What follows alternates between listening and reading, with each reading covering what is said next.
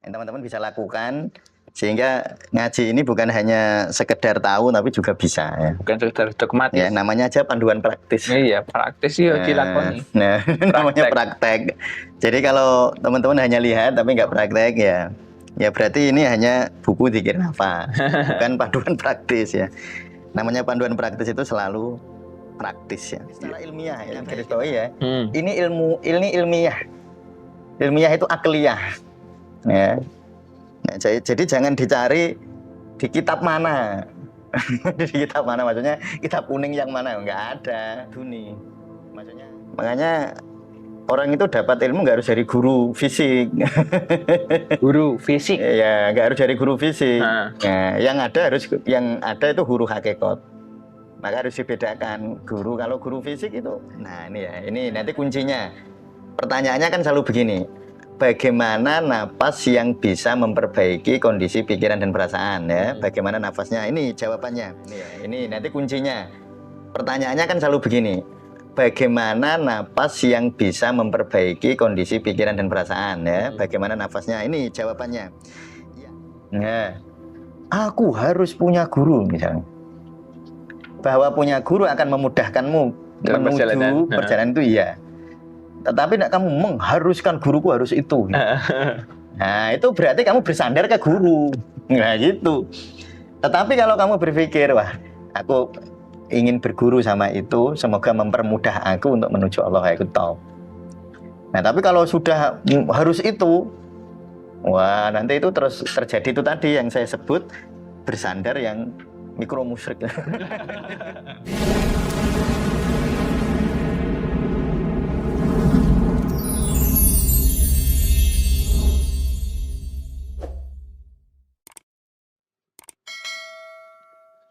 Assalamualaikum warahmatullahi wabarakatuh. Waalaikumsalam warahmatullahi wabarakatuh. Kali ini di ngaji panduan praktis zikir nafas. Ya. Baik, Bah. Episode piro ini? Berapa? Waduh. Lupa. 26 apa 27? Iya, 20-an lah intinya. Ya. Baik, ini kita akan lanjutkan ngaji panduannya, Bah. Ya, kemarin kita sudah membahas tentang bagaimana kita ngecek kualitas napas ya. Ya, nah, itu di yang kemarin silahkan teman-teman yang belum melihat, silahkan dilihat, diperhatikan bagaimana cara kita ngecek apakah nafas kita sudah optimal apa belum ya. Itu dicek dengan cara itu. Dan nanti kita latihan kriterianya itu ya. Jadi itu kita mengambilnya dari ilmu-ilmu yang ilmiah ya, dari ilmu fisiologi pernafasan ya. Jadi nggak ada kitabnya, ngecek itu ada kitabnya ya? Nggak ada. Itu akliyah ya. Akliyah itu namanya dalil itu kan ada dua, ada nakliyah, ada akliyah. Itu akliyah. Artinya sudah diteliti. Ada namanya BULT ya. Jadi BULT itu cara BULT Mas, cara ngecek kualitas napas ya. Yang teman-teman bisa lakukan sehingga ngaji ini bukan hanya sekedar tahu tapi juga bisa ya. Bukan sekedar dogmatis. Ya, namanya aja panduan praktis. Iya, praktis ya dilakoni. Nah, namanya praktek. Jadi kalau teman-teman hanya lihat tapi nggak praktek ya berarti ini hanya buku dikir hafal, bukan panduan praktis ya. Namanya panduan praktis itu selalu praktis ya. Nah, baik, kita yang sudah pegang buku bisa dibuka halaman 11. Bentar saya biar tahu waktu. Halaman 17 ya. Ya, halaman 17. Di paragraf kedua dari bawah atau ketiga dari atas ya. Dari hubungan dua arah ini muncul potensi luar biasa untuk mengelola keadaan psikologis kita secara sadar ya. Jadi gini Mas, jadi kan ada hubungan dua arah. Jadi nafas mempengaruhi psikologis mempengaruhi napas. Nah, itu namanya hubungan dua arah. Nah, sehingga dari situ kita bisa ada dua cara karena hubungannya kan reversible. Jadi saling terkait ya, saling mempengaruhi. Jadi Mas Jawahir bisa mengubah nafas melalui mengubah mental. Pikiran, perasaan. Tapi Mas Jawahir bisa mengubah perasaan dan pikiran melalui napas. Karena hubungannya bolak-balik. Yang mana yang dipakai Ustadz ya? Yang bisa. Kamu bisa yang mana? Nah, biasanya ya kebanyakan orang lebih mudah lewat nafas untuk mengubah mental daripada mental dulu karena pikirannya aja sejak awal sudah kemana-mana. Jadi kalau itu namanya memang pendekatan top down. Jadi pendekatan menuju kesadaran atau ketauhidan, menuju lah ya, bukan menjadi tapi menuju. Beda Mas. Jadi saya selalu ulang-ulang itu agar teman-teman memahami betul ya. Jadi menuju sama menjadi itu beda. Kalau menjadi itu ya jadi, kalau menuju itu mendekati. Nah, perjalanan menuju, kalau mungkin orang nyebutnya kesadaran, ya kalau kita nyebutnya ketakwaan, atau menyebutnya tazkiyatun nafas ya, itu bisa dua jalur. Bisa top down melalui pikiran. Jadi Mas Jawahir memaknai, misalnya membaca Fatihah lalu dimaknai Fatihahnya. Itu kan menuju ketakwaan melalui pemahaman terhadap ayat Al-Quran. Tapi bisa bottom up, bisa dari bawah ke atas. Mas Jawahir bisa memulainya dari tubuh.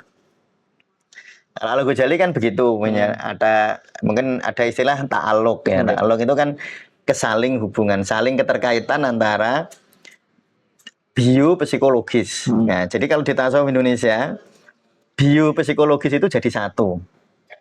Nah, orang yang sering terjebak dikiranya psikologis itu ruhaniyah. Nah, jadi kayak semalam nih kita waktu pelatihan kepekaan energi zikir, Mas. Kan ada misalnya teman-teman ada yang bisa merasakan, oh ini ada getaran, ada sensasi di tangan, ada getaran gitu. Tapi itu sensasi somatik, itu sensasi jasadiyah, jangan disebut ruhaniyah. Lalu jangan menyebut orang yang begitu berarti zikirnya berhasil. Enggak. Enggak, bahwa dia tubuhnya peka iya. Tubuhnya peka, tapi itu bukan ruhaniyah itu. Bukan apa? Penentu keberhasilan. Bukan penentu keberhasilan. Nanti Mas Jawahir jangan sampai wah yang tangannya peka, ada rasa semutan, lalu ada getaran-getaran energi berarti dia berhasil zikirnya. Loh, bukan. Bahwa dia tubuhnya peka ya. Tubuhnya peka. Tapi zikir itu tujuannya menerima peka maupun nggak peka gitu. Qanaah. Nggak ada rasanya ya diterima dengan lapang dada. Ada rasanya ya diterima dengan lapang dada. Nah itu kuncinya, kunci zikir. Jadi bukan kepekaan. Ya kepekaan itu memang di pelatihan itu kita melatih kepekaan tubuh, tapi bukan dijadikan dasar ruhaniyah. Dijadikan penentu keberhasilan zikir. Nah, bukan. Memang salah satu bonus zikir itu kan tubuh peka, itu bonus. Tapi kalau nggak dikasih bonus, namanya bonus itu nggak mempengaruhi lulus nggak lulus, Mas. ya itu perhatikan. Nah, terus kita lanjutkan ya.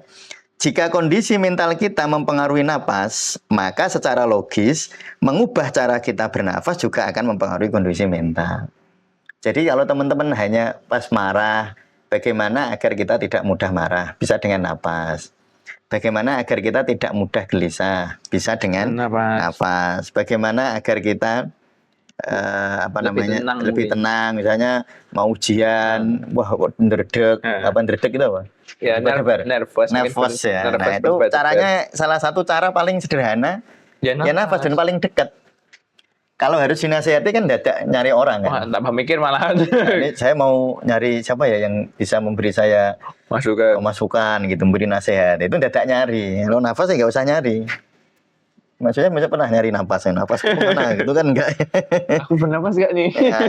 Nah itu jadi makanya itu cara paling sederhana ya. Ini adalah dasar dari banyak teknik relaksasi, meditasi dan terapi pernafasan yang telah terbukti secara ilmiah. Garis bawahi ya. Ini ilmiah. Ilmiah itu akliyah. Ya. Nah, jadi jangan dicari di kitab mana. Di kitab mana maksudnya kitab kuning yang mana? Enggak ada. Maksudnya relaksasi kan nggak ada istilah kayak gitu ya. Mungkin termasuk burhani nggak sih, Pak? Ya itu bisa disebut burhani. Kan ilmu itu bisa bayani, bisa burhani berdasarkan bukti-bukti ya, bisa irfani. Nah irfani ini laduni itu mendapatkan ilmu tanpa harus ada wasilah, namanya ilmu laduni. Makanya orang itu dapat ilmu nggak harus dari guru fisik. Guru fisik? Ya, nggak harus dari guru fisik. Ya, yang ada itu guru hakikat. Maka harus dibedakan guru. Kalau guru fisik itu kadang-kadang ya, kadang-kadang nggak juga. Nggak harus guru fisik itu. Nah, kalau guru ruhani nggak bisa enggak. Kalau guru ruhani, Tapi guru rohani jangan mbok ukur secara fisik. Nah, itu namanya jadi guru fisik. Paradoks. Ya, nanti paradok terus. Ya. Jadi itu ya. Tetapi pernafasan lebih terbukti secara ilmiah. Dengan sengaja memperlambat. Nah, ini ya. Ini nanti kuncinya. Pertanyaannya kan selalu begini. Bagaimana napas yang bisa memperbaiki kondisi pikiran dan perasaan ya? Bagaimana nafasnya? Ini jawabannya. Yakni dengan sengaja memperlambat dan memperdalam napas kita. Nah, itu ya. Itu nanti mengirimkan sinyal ke otak bahwa kita aman dan tidak dalam bahaya. Nah, ini kalau dianalisis dengan ilmu teori polifagal, ya, itu bisa dianalisis. Tapi enggak, saya ingin bahasnya di khusus buku ini ya. Tidak ke polifagal. Kemarin sudah, silakan nonton yang kemarin. Iya, sudah bolak-balik ya. Nah, gini Mas Zawir ya. Jadi sederhananya cara menjaga, kan nanti tekniknya memang banyak. Tekniknya bisa yang sudah banyak diteliti itu nafas 478. Itu nafas untuk relaksasi dalam. Itu ada dan itu sudah diteliti secara ilmiah ya. Silahkan cari jurnalnya. Mas Zawir tukang nyari jurnal silahkan. Dicari jurnalnya penelitiannya. Nah, tetapi sebenarnya kuncinya bagaimana cara kita menjaga mental itu, menjaga pikiran dan perasaan itu memperlambat dan memperdalam. Jadi lambat dan dalam sudah. Nah, lambatnya sekemampuan teman-teman saja, Mas. Ya, nggak usah terlalu dipaksakan. Jangan terlalu dipaksakan ke ini apa namanya di misalnya harus 46 gitu, nggak harus dipaksakan sih. 55. Itu teori. Nah, teori itu ketika dipraktekkan belum tentu. Nah, belum tentu bisa gitu. Di semua orang. Misalnya contoh teori fikih. Teori fikih itu misalnya membasuh tangan saat wudu. Membasuh tangan atau misalnya orang mandi itu mandi besar itu rukunnya atau fardunya kan ada 2, niat sama membasahi. Sudah, itu kan teori. Nah, ketika orang baca teori itu di dalam praktek ono sing ora iso. Contohnya nggak ada air. Nah, nggak ada air. Nah, jadi teori itu jangan lalu harus dipraktekkan menurut teori itu. Karena teori itu banyak. Ya gitu, itu maksud saya. Jadi 46 itu teori yang baik. Betul, memang teorinya nafas 55, 46 itu nafas terbaik. Teori. Lah bagi teman-teman sufi baik apa enggak? Ya enggak tahu saya. Silakan dipraktekkan, nyaman tidak. Nah, tetapi sebenarnya kuncinya bukan dinilai itu, bukan di jumlah detikannya, Mas. Kuncinya pada lambatnya nafas. Jadi teman-teman mampu nggak melambatkan nafas itu? Nah, nafas lambat itu gimana sih? Nafas lambat itu nafasnya kurang dari atau sama dengan 12 kali per menit, Mas. Ya, sekarang hitung-hitungan matematika ya. Nafas 12 kali per menit. Semenit itu berapa? 60 detik ya. 60 detik bagi 12. 5. Berarti kalau teman-teman satu kali nafas itu 5 detik, berarti itu sudah termasuk lambat nafasnya. Kalau yang cepet itu lebih dari 18, Mas. Kalau sedang ya 12 sampai 18 ya. 16. Nah, teman-teman berarti nafas yang disebut nafas lambat itu jika nafasnya 2,5 atau 2,3 atau 1,4, ya kan? Iya. 1 tambah 4 kan 5. Iya. Berarti semenit kan 12 kali ya. Ini matematika. Ya. Bisa toh? Mudeng ya? Mudeng ya. Nah, lalu ada penelitian. Nafas 2,5 itu yang sering kita pakai pada pelatihan kepekaan energi dzikir itu kan di banyak teknik kita menggunakan nafas 2,5 ya. Nafas 2,5 itu ternyata bisa menarik ini, Mas, cairan cerebrospinal. Oh. Jadi kayak membersihkan ini di belakang sini ya, iya. Cerebro itu apa? Cerebro itu otak. Spinal itu tulang belakang. Nah, antara otak dan tulang belakang itu kan ada kayak selang saraf.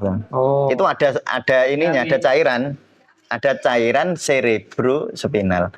Nah, cairan cerebrospinal kalau kita bernapas 2,5 dia kayak membersihin, Mas. Mas Zawir kayak ada ini kayak botol dikocok itu biar bersih itu. Nah, kayak gitu itu kalau kita nafas 2,5.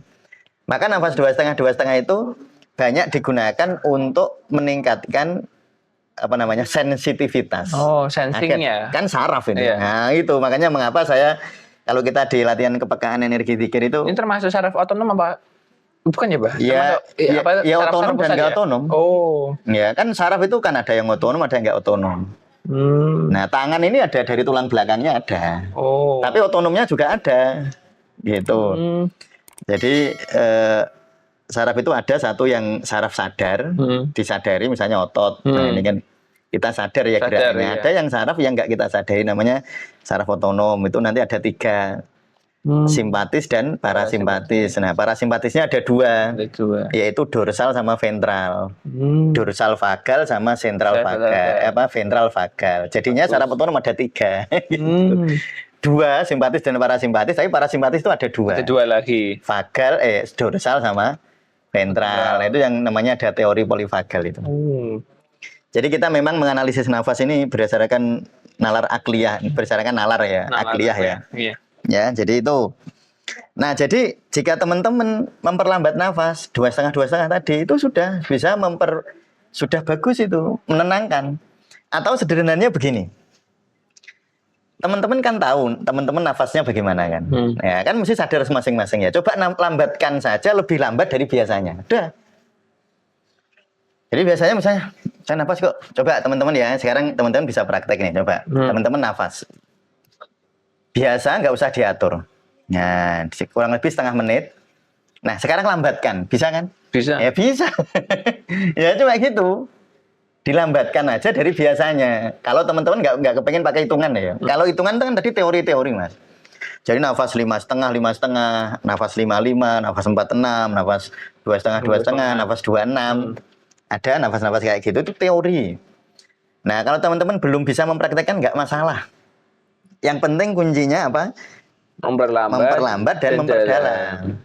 Jadi memperlambat ya memperlambat ya. Memperdalam ini yang banyak orang salah paham. Memperdalam itu dikira nafasnya begini. Nah, nafas besar itu bukan nafas dalam, itu nafas besar. Dalam itu maksudnya gini mas. Nafas kalau di sini dangkal berarti nafasnya. Jadi kalau orang sakit, nyun sewu ya, orang yang sakaratul maut kan nafasnya sudah nggak menggerakkan ini. Nafasnya di kayak tertahan di tenggorokan. Nah, jadi nafasnya di sini, dangkal sudah. Dan di trakea. Nah, di sini masih dangkal. Nah, nafas itu dalam ketika yang bergerak perut. Nah, disebut nafas dalam. Ya, nafas dalam itu bukan besarnya itu bukan, tetapi apa namanya? Itu nafas dada atau nafas perut. Nah, nafas dada itu nafas dangkal, artinya tarik nafas yang mengembang dadanya. Kalau nafas dalam, tarik nafas yang mengembang perutnya. Nah, itu nafas dalam. Dan itu bisa dijelaskan secara ilmiah juga. Mas, saya ulang-ulang ya, tasawuf Indonesia itu pendekatannya saintifik. Pendekatannya saintifik. Kalau teman-teman suka dengan pendekatan saintifik, ya ini cocok lah tempat ini. Tapi kalau teman-teman tidak nyaman dengan pendekatan saintifik, ya enggak juga enggak apa-apa. Ya, wong nyari ilmu itu bisa lewat jalur manapun. Ya bisa. Dah bahkan para petani bisa wusul dengan taninya. Ya, para pelaut bisa wusul dengan kegiatan di lautnya. Ya, para ilmuwan bisa wusul berdasarkan ilmunya, kan gitu. Ya, tergantung Allah takdirkan kita di mana. Nah, jika teman-teman merasa nyaman dengan pendekatan kita itu, ya berarti di sini kita bisa belajar bersama. Kalau enggak ya enggak apa-apa. Nah, ya dan itu sangat sah dan sangat dihormati kayak gitu. Karena orang itu punya tipe-tipe yang berbeda-beda, Mas. Ada orang tipe itu logis. Ya memang sejak kecil dilatih begitu. Sehingga setiap syariat bisa ditanyakan. Misal mengapa subuh 2 rakaat? Ya dia bisa nanya kayak gitu. Ya itu saking kritisnya. Nah, jadi kita pendekatannya saintifik ya. Makanya ini telah terbukti secara ilmiah. Itu saya tulis di situ. Dengan sengaja memperlambat dan memperdalam nafas kita. Nah, dengan sengaja memperdalam dan memperlambat nafas, kita mengirimkan sinyal ke otak bahwa kita itu aman dan tidak ada bahaya, Mas. Jadi orang itu kalau ada bahaya nafasnya cepat. Ya coba Mas, saya lihat orang kalau trauma atau fobia, Mas. Tapi nggak usah dicek ke temennya, kasihan ya. Misalnya ada orang fobia apa namanya itu, coro itu bahasa kecoa. Ada kecoa di dekatnya, nggak bisa dia nafas lambat tuh. Langsung mesti gitu, nggak bisa nafas lambat. Nah, tapi uniknya ketika orang yang fobia ini salah satu ikhtiarnya ya. Kalau orang fobia atau ketakutan atau trauma, lalu dia bisa memperlambat dan memperdalam nafas. Memperlambat nafas dan memperdalam nafas itu bisa berkurang atau bahkan mungkin bisa sembuh. Hanya dengan teknik inilah. Coba nanti dicoba aja. Teman-teman dicoba bagi yang merasa mungkin yang fobia kecoa. fobia mantan. Aduh, ada ya fobia mantan ya. Ketahui ada gue. Ya, itu ya. Berarti itu dulu cintanya nggak sejati Mas. Waduh. Jadi fobia gitu. Ya. Nah, jadi itu ya kuncinya. Silakan yang punya buku dibunderi ya, atau dikasih stabilo. Teori orang memperlambat dan memperdalam. Sudah. Memperlambat itu memperlambat dari biasanya. Memperdalam itu nafasnya perut. Nah, jika nanti teman-teman ingin tahu ilmu detailnya, bisa tadi diceritakan nanti ada nafas tadi 24, ada nafas 26, nanti ada tahan nafas kosong, ada tahan nafas penuh kan. Nah, itu kan ilmunya. Tetapi dasarnya ini. Ya, jadi nek ora iso nglakoni kuwi, teman-teman ada yang nggak bisa angel lah nafas 55 angel, nafas ini angel atau teman-teman karena kesibukan tertentu. Yang penting dua itu, perlambat dan perdalam. Jadi kalau pas santai, coba perhatikan dulu setengah menit nafasnya, perhatikan dulu setengah menit. Oh, nafasku begitu. Nah, lalu menit berikutnya minimal 5 menit, lambatkan. Nggak usah dihitung juga. Nanti ditanya kenapa 5 menit Ustaz? 5 menit ya, 5 menit itu kebiasaan yang kita lakukan. Misalnya teman-teman, saya tak 10 menit ya nggak apa-apa juga. Ya, jadi jangan dihadapi kayak hukum gitu loh. Menghadapi gini tuh jangan hukum salah benar. Nah ya ini membantu menurunkan produksi hormon stres. Hormon stres itu hormon kortisol, hormon adrenalin Mas. Hormon yang terkenal hormon stres itu hormon adrenalin, noradrenalin, hormon kortisol. Itu kalau produksi hormon stresnya turun, sarafnya tenang, menenangkan sistem saraf. Dan pada gilirannya mengurangi kecemasan, kegelisahan, dan bahkan kemarahan. Nanti yang naik itu nanti hormon melatonin, hormon serotonin, hormon endorfin. Nah itu nanti yang naik itu hormon-hormon kedamaian. Nah itu ya. Jadi kita bisa, nah ini saya lanjutkan di paragraf berikutnya ya. Nafas menjadi semacam saklar atau rem untuk pikiran yang bergejolak. Nah, jadi kita kan orang sering nanya ya, Ustaz saya kok kepikirannya kok muter-muter gimana ya caranya? Caranya saklarnya biar klik, biar mau berhenti gitu. Tapi berhenti sebenarnya enggak sih. Ya cuma. Ini ada istilah aja ya. Kayak ada jeda gitu. Ya, gitu. Nanti sebenarnya saya sedang menyiapkan Mas. Saya sedang menyiapkan teknik-teknik. Teknik-teknik bagaimana agar kita bisa lebih mudah masuk dalam keheningan, Mas. Nah, karena itu pengalaman saya yang membuat orang itu nggak bisa hening karena kebanyakan kata-kata. Maka nanti saya akan membuat semacam prosedur-prosedur agar kita tidak terjebak di dalam kata. Nanti ada latihannya. Tunggu ya. Nah, tunggu nanti ada latihannya itu. Nah, ketika pikiran kita terlalu aktif, melompat-lompat antara masa lalu dan masa depan, fokus pada bernafas membawa kesadaran kita kembali ke momen saat ini. Tapi gini ya, teman-teman ditulis betul. Pikiran tidak pernah berada di momen gini yang hakiki, nggak bisa. Momen kini yang relatif bisa. Kita bisa bilang sekarang, tapi sebenarnya nggak sekarang. Ketika Mas Zawir bilang sekarangnya sudah lewat, sudah jadi masa lalu. Iya, masa lalu. Iya kan? Iya. Maka ketika kita berada di dalam dunia alam mulki namanya, alam mulek ya. Alam mulek itu dunia ruang dan waktu. Itu nggak ada istilah saat ini. Makanya Allah itu unik. Allah itu menggunakan kalau cerita di dalam Al-Qur'an, menggunakan cerita-cerita di akhirat itu sering ceritanya pakai fi'il madhi. Kan itu harusnya nanti kan. Yeah. Nah, tapi kadang-kadang Allah itu ceritanya pakai fi'il madhi yang lampau. Yang lampau. Itu untuk menunjukkan bahwa sebenarnya akhirat itu di luar ruang waktu. Jangan dipahami seperti waktu yang diputus. Yang satu arah itu loh, Mas. Satu linear. Nah, jangan dipahami waktu sebagai waktu yang linear. Ini adalah latihan mindfulness yang paling dasar dan efektif. Mindfulness itu kalau sering disebut itu murokobah. Tapi saya lebih senang mindfulness itu dilampaui. Pakainya khusyuk, jangan main. Mindful itu main. Berpikir. Nah, jadi mindfulness itu awal khusyuk. Gerbangnya khusyuk. Nah, untuk mindfulness pakai nafas. Kan kita bisa memperhatikan nafas. Tapi kalau teman-teman tidak melampaui perhatian pada nafas, ya nggak naik-naik nanti. Ya. Di pintu gerbang nggak masuk-masuk. Makanya saya kan selalu bilang, pada akhirnya ilmu nafas ini pun harus kita lampaui. Lepaskan. Terlampaui. Bahkan juga begitu, kalau ingin menjadi ruhaniyah, bahkan guru harus kita lampaui. Karena guru itu bisa jadi hijab, penutup kita jika kita terlalu fokus ke situ. Nah ya, jadi harus dilampaui itu bukan dikalahkan, dimaknanya dikalahkan, bukan. Ya, itu sih salah paham. Oh, ini salah paham itu. Salah ingpinaham. Jadi dilampaui itu maksudnya ada tetapi tidak bersandar sepenuhnya. Iya kan? Karena kita itu bersandarnya harus kepada Allah. Iya kan? Kalau kamu bersandar kepada guru berlebihan itu kemusyrikan. Mau nanti jadi kultus individu. Ini nyun sewu kalau ada yang nggak enak dengar kata ini ya. Nanti jadi kultus individu. Contohnya apa? Kultus individu gini mas. Kamu itu berantem gara-gara itu. Berantem sama orang, berantem sama orang lain gara-gara itu. Padahal kalau misalnya gini. Mas Jawir itu mengkultus individu saya. Nah, ketika saya dihina, yang menghina saya, Mas Jawir marah sama dia. Saya berantem. Padahal kalau gurunya Mas Jawir yang lain dihina, Mas Jawir nggak marah. Harusnya dua-duanya marah. Marah semua dong. Harusnya. Nah, berarti maka alasannya kok aku. Nah, itu namanya mengkultus kan. Mengkultus individu kan gitu. Oh, penghormatan di dalam Islam itu harus kepada guru. Bahkan Sayyidina Ali ngendikan orang yang mengajarimu satu huruf itu bisa memilikimu gitu. Oh, saking berharganya seorang guru. Tapi itu ranahnya penghormatan, jangan disandari, ya, jangan disandari gitu. Kalau disandari nanti sampean bisa kemusyrikan. Karena Allahus Somad itu cuma Allah.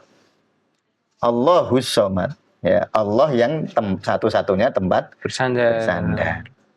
Ya cuma Allah itu kan, misalnya contoh begini, Mas Jawir ini ada orang sakit nih, misalnya, lalu dia berobat, ya. Yang disebut bersandar itu gini. Nek dokter iki mesti mari. Iya. Ono tembung mesti. Bahwa nek dokter iki kemungkinan besar mari. Lho iku bener. Oke, Mas, itu masih oke. Nah, tapi nek ora dokter kuwi aku ora mari lho kuwi. Nek ora dokter kuwi aku mesti ora mari. Kalau enggak minum obat itu pasti saya enggak sembuh. Nah, itu namanya bersandar ini. Maksud saya itu gitu. Jadi bukan apa namanya terus tidak menghormati obat, bukan tidak perlu dokter. Nah, itu kan logika falasi namanya, logical falasi, logikanya yang nggak pas itu. Nah itu ya, jadi mikro musyrik. Ini adalah latihan mindfulness ya. Melalui kesadaran nafas kita belajar mengamati pikiran dan perasaan. Jadi belajar mengamati. Tapi nanti mengamati pikiran dan perasaan dilampaui juga. Makanya ada zikir nafas ruhiyah. Nah itu, jadi teman-teman nanti jadi memahami mengapa kok zikir nafas itu ada zikir nafas jasadiyah.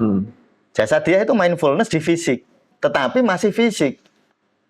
Nah ya, lalu ada zikir nafas qalbiyah, pikiran dan perasaan, mengamati pikiran dan perasaan. Nanti ada zikir nafas nafsiyah, mengamati rasa aku, mengamati yang mengamati tadi.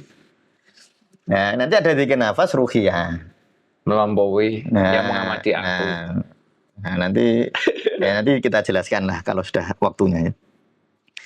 Jadi melalui kesadaran nafas kita belajar mengamati pikiran dan perasaan tanpa menghakimi. Nah itu tanpa menghakimi. Atau terlalu teridentifikasi dengan. Terlalu teridentifikasi itu gimana sih?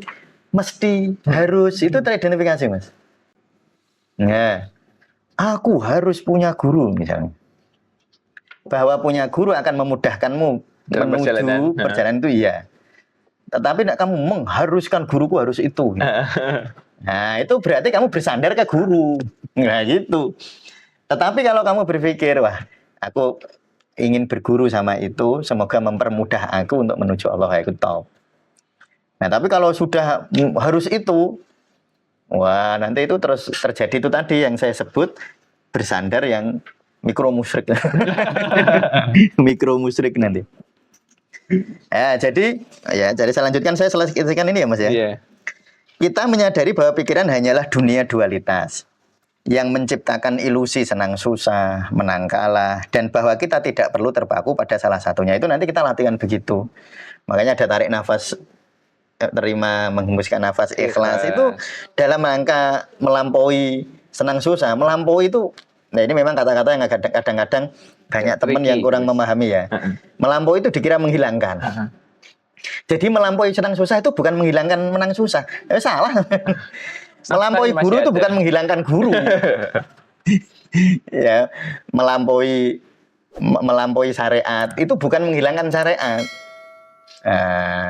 Melampaui itu ada, tetapi kita tidak teridentifikasi. Tidak terpaku. Terpaku itu kudu, mesti terpaku. Ya, itu namanya terpaku. Nah, jadi harus ini menciptakan ilmu harus melampaui, kita lampaui, senang susah kita lampaui, menang kalah kita lampaui. Jadi kita tidak terpaku. Nah, kalau terpaku nanti nafasnya turun ke nafas amarah kalau paling dasar itu. Nah, karena kalau harus itu ya munculnya marah itu loh. Ya munculnya marah. Pengen menang terus. Munculnya kemarahan. Napas menjadi alat untuk melampaui pikiran lah, alat melampaui pikiran, bukan menghilangkan pikiran. Ya, ini bagi teman-teman yang sangat konsisten, saya berterima kasih banyak sekali yang konsisten melihat ya. Jadi kalau di analisis YouTube itu sudah sekitar 11% yang menjadi penonton yang sangat setia. Nah, bagi yang itu saya mohon betul untuk dipahami kata-kata melampaui ya. Dipahami, melampaui itu bukan menghilangkan. Bukan menghilangkan perannya. Melampaui itu tidak menghilangkan. Jadi misalnya melampaui susah, senang dan susah. Nggak ada hidup, nggak ada senang, nggak ada susah itu nggak ada. Tapi dilampaui. Ada tapi nggak menderita gitu loh Mas. Ada tapi nggak terpaku. Ya sesekali nggak apa-apa. Marah sesekali nggak apa-apa. Bahkan itu kalau nanti itu disadari Mas. Menang dan susah itu bahagia dua-duanya. Pas seneng ya bahagia, pas susah ya bahagia. Nah, napas menjadi alat untuk melampaui pikiran, menciptakan ruang hening. Ya, menciptakan ruang hening, keheningan di mana kita bisa mengamati proses mental dan emosional kita tanpa larut di dalamnya. Proses pikiran selalu ada, proses mental selalu ada, tapi kita nggak larut. Sehingga memungkinkan dualitas luntur dan hanya menyisakan ketunggalan. Damai. Damai itu hanya bisa ketika kamu melampaui senang dan susah, melampaui gagal dan hasil. Melampaui menang dan kalah. Kalau masih terpaku di menang dan kalah, ya nanti untuk damai ya susah. Nanti hidupnya itu diombang-ambingkan, diambing-ambingkan oleh situasi. Nah, itu nek coro ilmu tauhidnya, terus yang kamu pertuhankan itu siapa? Kan gitu. Kalau masuk ke kedalaman tauhid kan pertanyaannya begitu. Kamu mempertuhankan kemenangan. Kamu mempertuhankan kesedihan. Nah, kan enggak. Harusnya kita melampauinya.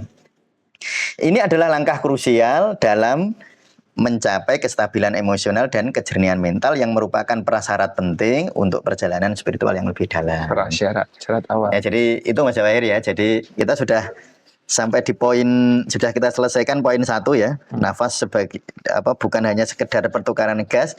Besok kita akan lanjutkan nafas sebagai jembatan penghubung 3 dimensi. Ya, silakan kalau ada yang disampaikan Mas Jawahir, terima kasih. Baik, kawan seperti Anda berada.